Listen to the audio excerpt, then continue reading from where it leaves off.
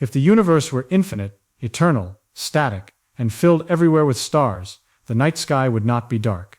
It would be bright in every direction, not bright like a city seen from an airplane, not bright like moonlight. Bright, like the surface of a star. Every point between the stars would end, eventually, on a stellar surface, because in an infinite universe there would always be another star behind the last one. The darkness overhead is therefore not a small astronomical detail. It is a measurement. It says that at least one of those assumptions is wrong.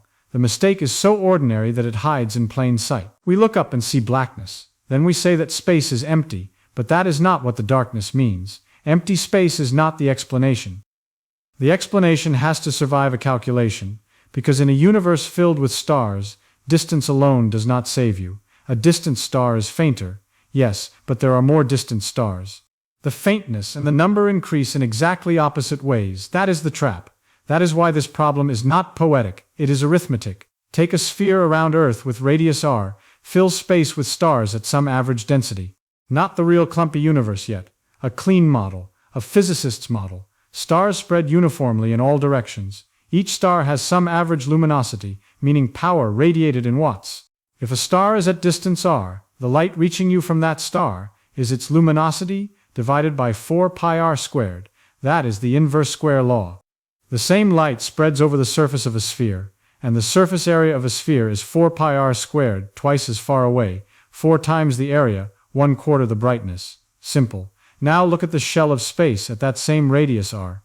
Its thickness is doctor, its volume is 4 pi r squared doctor. If the average number of stars per cubic meter is n, then the number of stars in that shell is 4 pi r squared n doctor. Each one is dimmed by 1/4 pi r squared. Multiply the number of stars by the brightness of each star, and the 4 pi r squared cancels. Gone. The shell contributes an amount proportional to n times luminosity times doctor, not proportional to 1/r squared. Not even decreasing with distance. Every shell of equal thickness contributes the same amount of light. That is the first layer of the paradox. Distance makes each star fainter, but it also gives you more stars. The universe wins the argument by multiplication. If the shells continue forever, the total light grows forever. Add one shell, then another, then another. No matter how faint the individual stars appear, the combined contribution does not die away. In a static infinite universe with stars everywhere and infinite time for their light to reach us, the sky cannot remain black. Every direction eventually runs into a star, just as every line of sight through a dense forest eventually ends on a tree trunk. The forest may be sparse nearby, but if it extends forever, the gaps close. This is usually called Olbers Paradox, after Heinrich Wilhelm Olbers, who discussed it in the early 19th century. But the problem is older than Olbers. Kepler saw a version of it in 1610 when he argued against an infinite universe of stars. Edmund Halley and Jean-Philippe de Chaisseau worked through the brightness argument in the 18th century. Olbers gave the puzzle a name that history remembered, but the universe does not care whose name is attached to the arithmetic. The paradox depends on assumptions. That is the important part. It does not say an infinite universe is impossible. It says that a universe cannot be infinite in space, eternal in time, static in geometry, transparent to light, and uniformly filled with everlasting stars in the way the old model imagined. Put all those assumptions together, and the night sky should burn. It does not burn. So something in the model is false. The first tempting answer is dust. Perhaps there are so many stars in every direction, but clouds of gas and dust absorb the distant light before it reaches us. That sounds plausible, until you follow the energy. Dust absorbs radiation. Absorbed radiation heats the dust. Hot dust radiates. It may not radiate invisible light. It may glow in infrared, microwave, or some other wavelength depending on its temperature. But in an eternal static universe, the dust cannot simply make energy disappear. It reaches thermal equilibrium. It becomes part of a glowing background. Dust can change the color of the light. It cannot erase the energy forever. That answer fails because it hides the light instead of accounting for it. The surface explanation is correct. It is also incomplete. The real answer begins with a speed limit. Light travels at exactly 299,792,458 meters per second in vacuum. That number is not a technological limit or a measurement accident. It is built into the structure of space-time. It means that looking far away is the same as looking backward in time. The moon is about 1.3 light seconds away. The sun is about 8 minutes and 20 seconds away. The nearest large spiral galaxy, Andromeda, is about 2.5 million light-years away. The galaxies in the deepest telescope images are not merely far away, they are old light. They are messages from earlier stages of the universe. If the universe has a finite age, there is a horizon, not a physical wall, a causal boundary.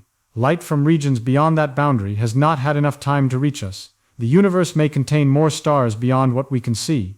It may even be spatially infinite, but their light has not arrived. They do not contribute to the night sky because the universe has not existed long enough for their photons to get here. This is already enough to break the classical paradox. An infinite amount of space does not imply an infinite amount of visible light. If time is finite, the light has to travel. The clock matters. The age of the universe is about 13.8 billion years. That does not mean the observable universe has a radius of only 13.8 billion light-years, because space itself has expanded while the light was traveling. The present distance to the most distant regions whose light we can observe is much larger than 13.8 billion light-years. But the crucial fact remains, we do not receive light from an infinite past. We receive light from a finite history. Now follow what that means for stars. Stars did not exist at the beginning. The early universe was hot plasma, not a black sky sprinkled with suns. For hundreds of thousands of years, photons could not travel freely because charged particles scattered them again and again. The universe was opaque, like a fog made of electrons and light. Only when it cooled enough for electrons and protons to combine into neutral hydrogen did light decouple from matter and begin traveling freely through space. That moment is called recombination, although the name is historically awkward because it was the first stable combination of electrons and nuclei in the early universe. It happened roughly 380,000 years after the hot Big Bang, when the temperature had fallen to about 3,000 Kelvin. Before that, there was no transparent universe to look through. After that, photons could stream across space. Those photons are still here. This is where the physics stops being intuitive and becomes exact. The sky is not truly dark, it is dark to human eyes. Instruments see a glow in every direction. The glow is the cosmic microwave background. It fills the universe. Its temperature today is about 2.725 Kelvin, just above absolute zero. Its wavelengths are about a millimeter, not hundreds of nanometers like visible light. Your eyes do not detect it because your retina is not a microwave telescope. The darkness of the night sky is therefore not the absence of radiation. It is the absence of visible thermal radiation at the temperature of stars. This is a very different statement. If your eyes were sensitive to microwaves, the entire sky would glow, not with the brightness of the sun but with the cooled afterglow of the early universe. The ancient light did not vanish. Expansion stretched it. The universe took light that once belonged to a hot plasma and lengthened its wavelength until it became microwave radiation. The same photons are still crossing your room. Roughly hundreds of them occupy every cubic centimeter of space. They pass through you. They pass through the walls. They are the oldest light we can observe directly. So the night sky is dark in the visible because the universe is young, expanding, and cooling. Each word is doing work. Young means the light from arbitrarily distant stars has not arrived. Expanding means the light that has been traveling for billions of years has been stretched to longer wavelengths. Cooling means the radiation bath of the universe is no longer at thousands of Kelvin, where it would glow visibly, but at about 2.7 Kelvin, where it glows in microwaves. These are not separate explanations placed beside each other.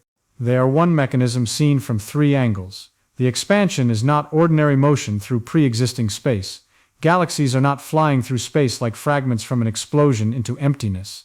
Space itself is changing scale. The mathematical way to say this is that the universe has a scale factor, usually called at t. As time passes, up t increases. Distances between widely separated galaxies increase because the metric of space changes.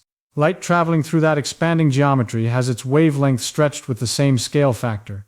The redshift equation says 1 plus z equals the observed wavelength divided by the emitted wavelength.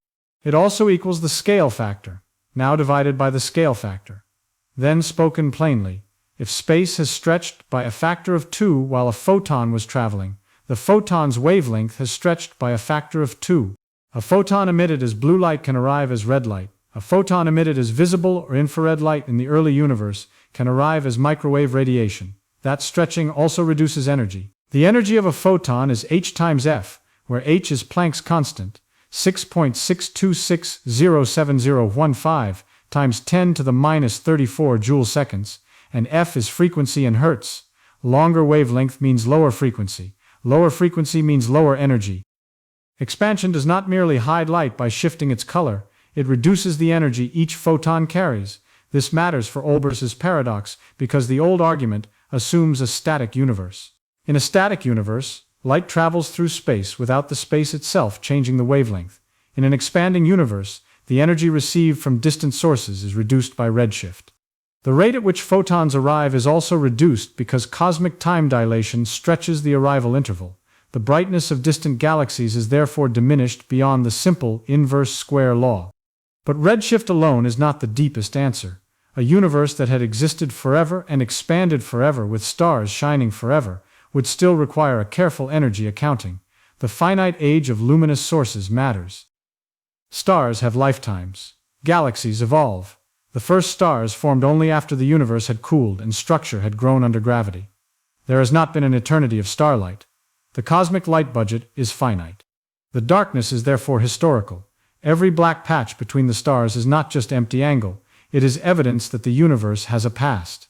Not a vague past, a finite thermal history. There was a time before stars. There was a time before transparent space. There was a time when the light now arriving as microwaves last scattered from charged matter. The dark night is a fossil. The old paradox imagined a universe that was already there, with stars already shining, extending without beginning. Modern cosmology does not give us that universe. It gives us a universe in which density, temperature, transparency, star formation, and geometry all changed with time. A dark sky is exactly what such a universe predicts. Now put the calculation back into the real sky. The stars you see with your naked eye are mostly within a few thousand light years. They belong to the Milky Way. The Milky Way itself contains on the order of hundreds of billions of stars, but it is not an infinite uniform fog of suns. It is a galaxy with a disk, a bulge, spiral structure, dust lanes, and a finite stellar population. When you look away from the Milky Way's disk, you see fewer foreground stars. With telescopes you see galaxies beyond them, but those galaxies are separated by enormous dark intervals. The universe on small scales is clumpy, not uniform. On very large scales, the universe becomes statistically homogeneous and isotropic. That means its average properties look similar from place to place and direction to direction when you smooth over hundreds of millions of light years. But even then, homogeneity is not the same as infinite visible brightness because the time coordinate cannot be ignored. The universe is not a static Euclidean stage filled eternally with lanterns. It is a relativistic spacetime with a finite observable past. This is where the naive picture breaks. People imagine stars as points scattered in a dark container. Then they ask why the points do not fill the container with light. But the container is not fixed. The points were not always there. The light does not travel through a passive background, and the observer is not seeing space as it is now in some universal sense. The observer sees along a past light cone. That phrase is exact. Your past light cone is the set of all events in spacetime from which light could have reached you at this moment. The night sky is not a map of space. It is a map of your past light cone intersecting matter and radiation. Nearby stars appear as they were years ago. Distant galaxies appear as they were millions or billions of years ago. The cosmic microwave background appears as the universe was when it became transparent. You are not looking outward into distance only. You are looking backward through layers of cosmic time. Feynman would have liked that part of the problem, not because it is mystical, but because it punishes sloppy language. Why is the sky dark? Sounds like a question about darkness.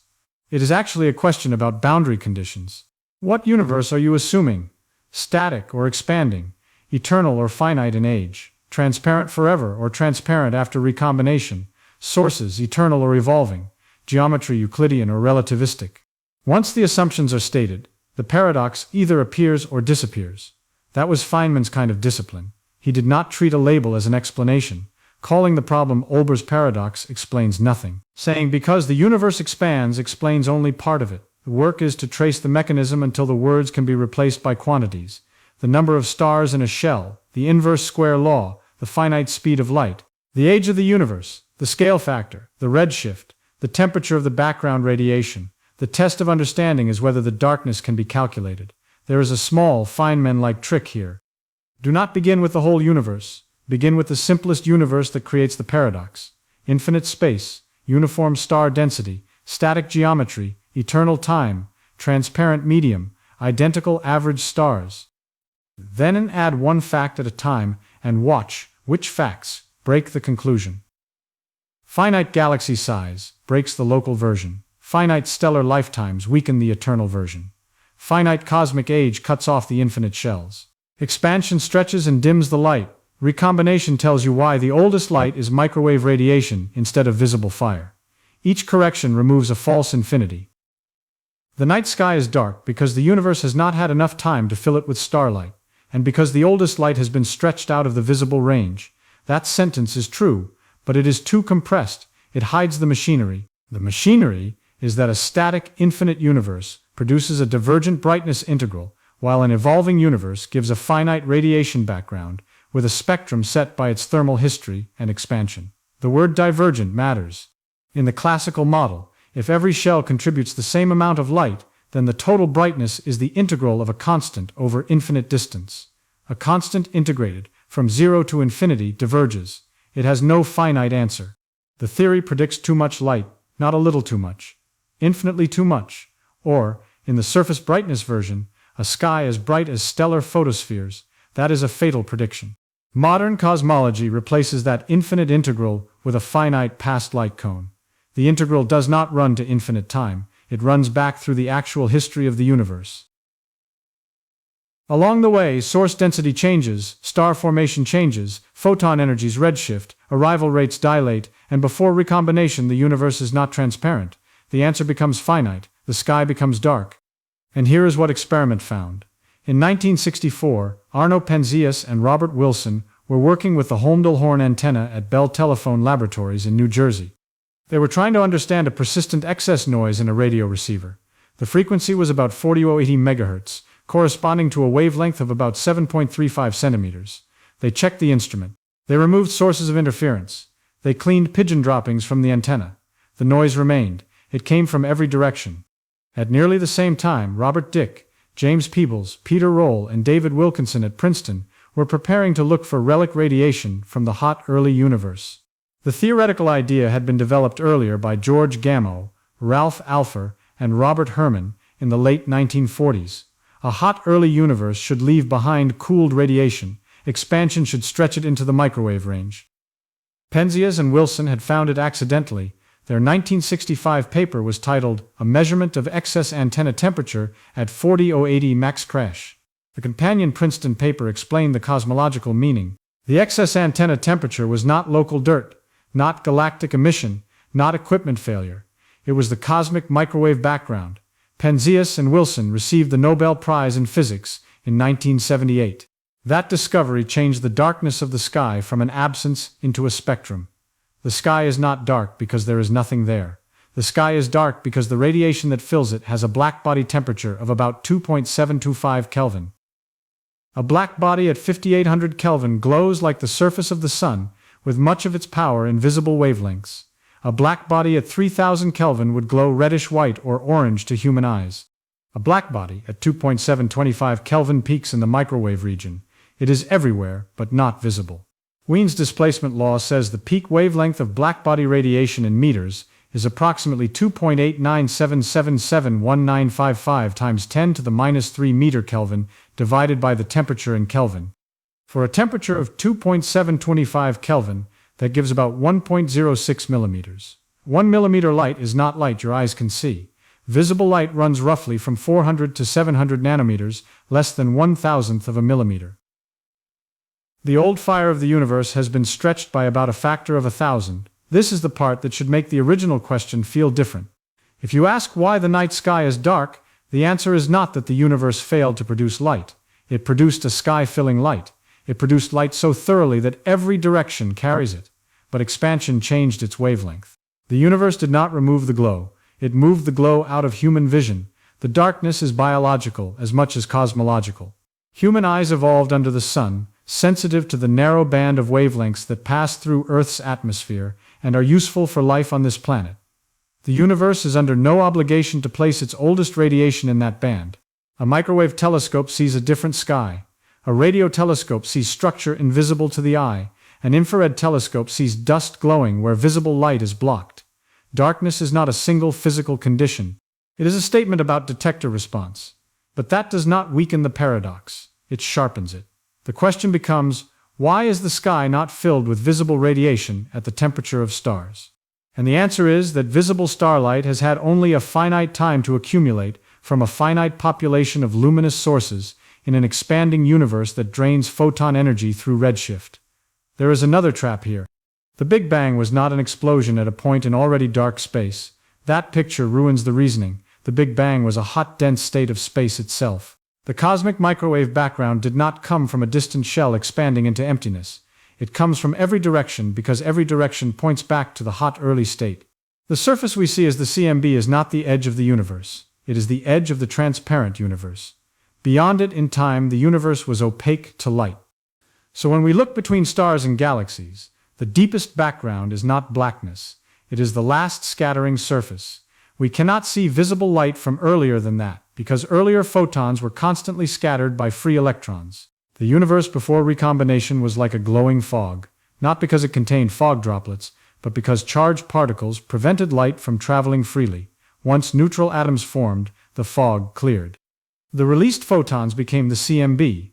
The ordinary night sky is therefore layered, first nearby stars, then the unresolved glow of the Milky Way, then galaxies. Then the faint extragalactic background from all star formation over cosmic history, then the cosmic microwave background, then opacity, not empty darkness, a sequence of physical limits.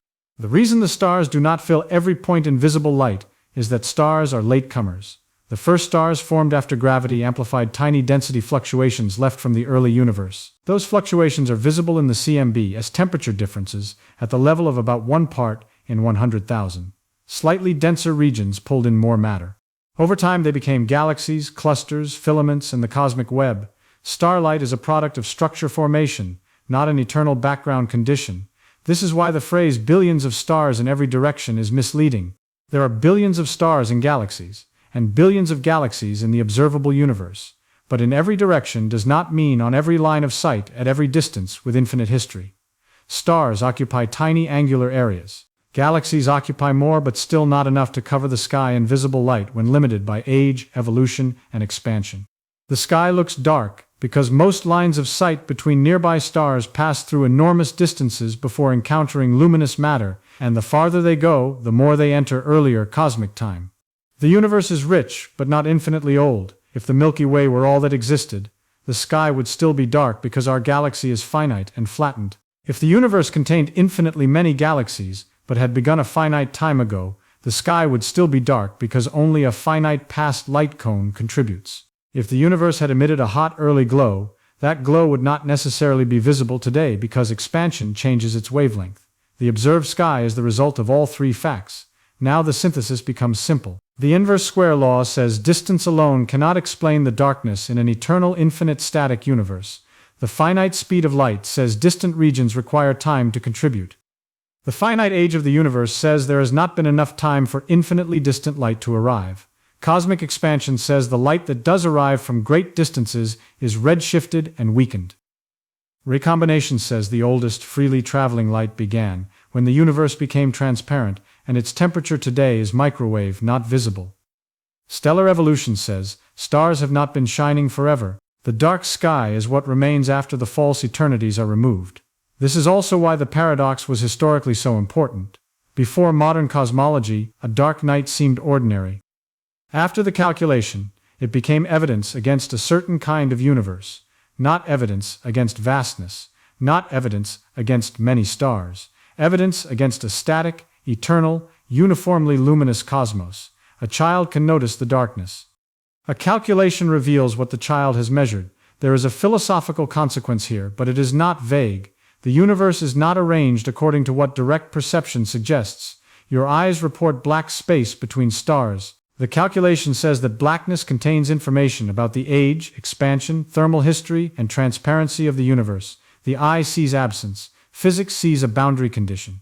That is the lesson. Darkness is not nothing. Darkness is a finite signal. When you stand outside at night and look between the stars, you are not looking into an empty void that failed to contain light.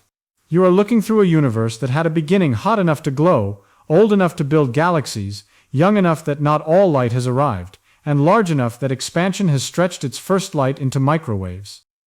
The blackness is not the failure of stars to illuminate space. It is the visible shape of cosmic history. The sky is dark because the universe is not the universe Olbers calculated. It is younger, it is expanding, it has a horizon. Its first light is still here, but your eyes were not built to see it.